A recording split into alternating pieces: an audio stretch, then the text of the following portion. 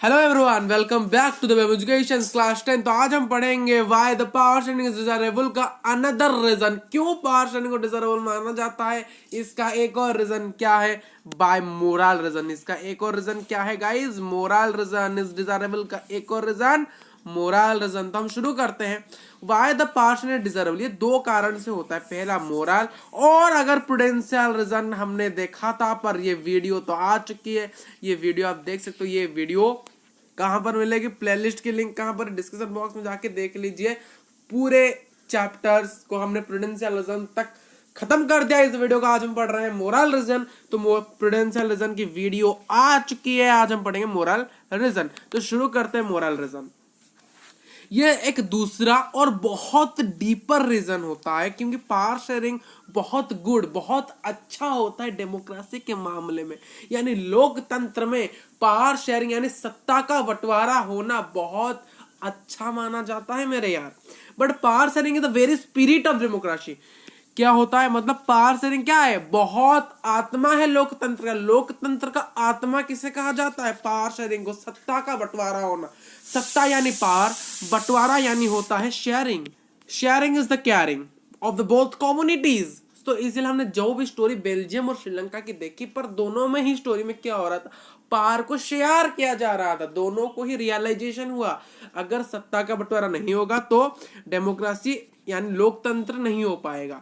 इसीलिए बहुत यानी लोकतंत्र का आत्मा कहा जाता है सत्ता का बंटवारा को, यानी पावर शेयरिंग को। A democratic rules involve the sharing of power with those affected by exercise।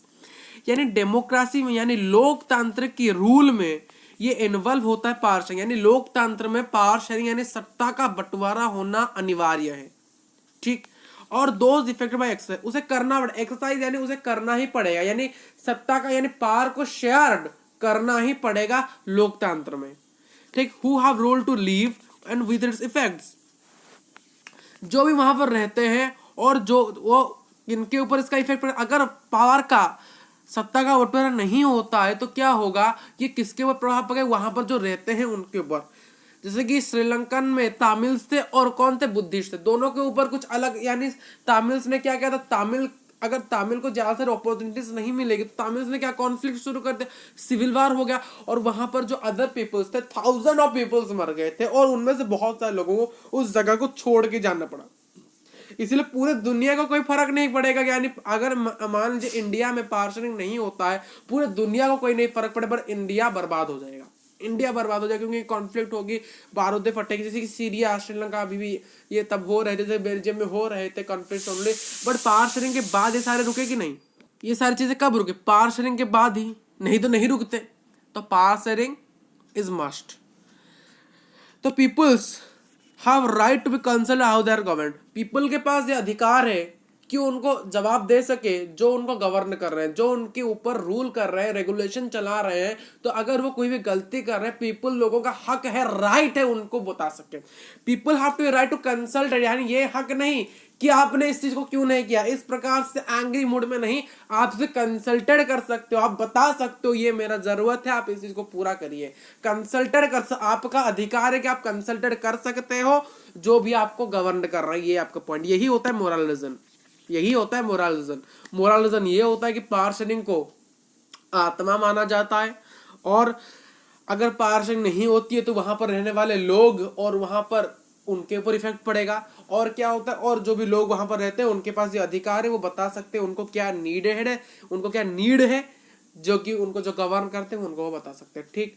और एक नया कॉन्सेप्ट इसी मोरल रीजन के अंदर आता है, जो कि legitimate government. Government, legitimate government क्या होता है, a legitimate government is one, ये होता है is one where the citizen, जहां पर लोग किसके द्वारा, पार्टिसिपेशन के द्वारा, उसके अंदर पार्टिसिपेट होके acquires stake in the story. यानी आपका भी स्टेक्स क्या होता है, स्टेक यार, जो भी आपके विषय में कोई भी अगर आप में से कोई भी अगर शेयर मार्केट के विषय में जानता है तो उसे पता होगा स्टेक क्या होता है। स्टेक यानी अगर मैं एग्जांपल दूं आपको, एक मान लीजिए रिलायंस इंडस्ट्री के अनुसार, रिलायंस इंडस्ट्री की इंडस्ट्रीज है, एक कंपनी का नाम है। मान लीजिए राम को इस कंपनी के अंदर कुछ स्टेक्स खरीदने हैं, यानी इन्वेस्टर है राम, इसके अंदर उसको कुछ स्टेक्स खरीदने हैं। वो स्टेक्स उस कंपनी के स्टॉक के अनुसार पता चला, उस कंपनी की स्टॉक की कीमत कितनी है, पर स्टॉक की कीमत कितनी है, वो देखने से पता चला शेयर मार्केट को। वो बढ़ती ऊपर नीचे होती रहती है, ठीक।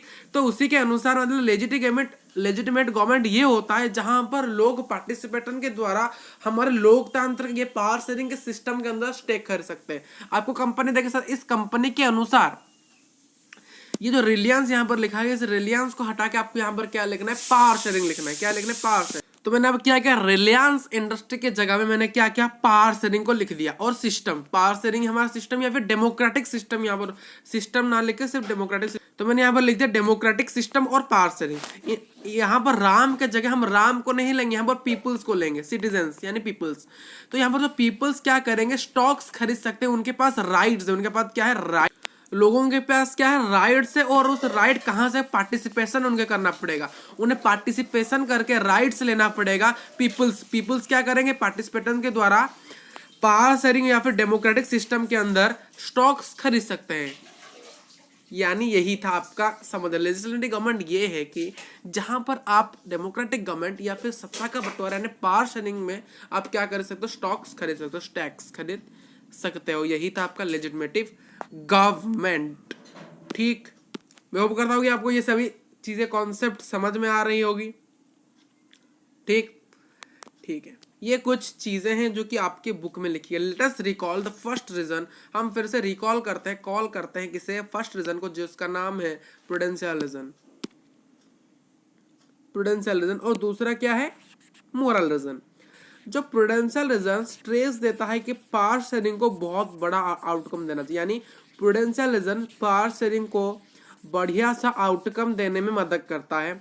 और मोरल रीजन पावर शेयरिंग को ज्यादा वैल्यूएबल बनाता है, यानी ये चाहता है कि किस प्रकार से पावर शेयरिंग एक बढ़िया सा आउटकम हमें दे दे, किस प्रकार से बढ़िया सा एक कंट्री को सजा दे, किस प्रकार से बढ़िया कंट्री, बढ़िया लोग, बढ़िया सिटीजन, बढ़िया आउटकम दे दे हमें। बट मोरल रीजन क्या करता है, उस चीज को वैल्यूएबल बनाता है, उसे कीमती बनाता है। यही है, यानी पावर शेयरिंग को जहां पर प्रूडेंशियल क्या करता है, चाहता है कि एक बेटर आउटकम मिल जाए। कॉन्फ्लिक्ट अगर कम हो जाएगी, अगर ज्यादा लड़ाई नहीं होगी, तो पॉसिबिलिटीज ऑफ कॉन्फ्लिक्ट अगर सॉल्व हो जाएगी तो बहुत बड़े आउटकम्स आएंगे। हर जगह में क्या होगा, ग्रोथ आएगा। क्या आएगा, ग्रोथ आएगा। बेटर आउटकम होने से कहां पर, इकोनॉमिकल ग्रोथ, हर चीज में ग्रोथ आएगा। और मोरल रीजन क्या करेगा, पावर शेयरिंग को वैल्यूएबल बना देगा। अगर ग्रोथ होएगा तो वैल्यूएबल बन जाने से, वैल्यूएबल बनने से कंट्री एक वैल्यूएबल कंट्री बन जाएगा। तो यही था आपके इस चीज के अंदर। तो thank you for watching this video. Channel को सब्सक्राइब कर लेना। मिलते हैं ऐसे एक कमाल के वीडियो के अंदर। Thank you for watching this video.